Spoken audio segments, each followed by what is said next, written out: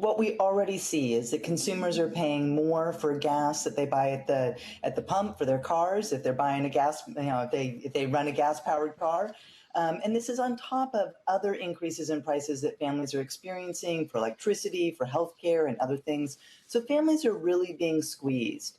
But the fact is that the way that Iran has closed the Strait of Hormuz and made it possible for them to have this chokehold on global oil supply really is ramping up prices. And you're already seeing it, and there are lots of indications that there will be more to come.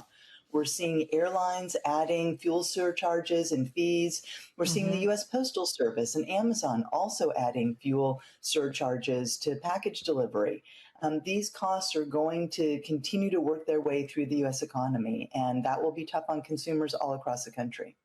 And you then will have to wonder how long it'll take for them to return and go back down if they do. But let's talk about CNBC, which reports consumers and businesses are facing a, quote, war tax. Already, you have this, the airlines raising prices specifically on baggage, and you talk about the fuel surcharge from Amazon as well. So how long can this economic impact linger? And again, as I just, sort of off the top of my head mused, will it come back down? Is there a guarantee it will come back down when things return to normal? How long would that take? Well, here's the thing. I mean, it looks like these conditions are going to last for a while, and that is very disconcerting from an economic perspective. How long will it take to come back to normal? That's anyone's guess at this point.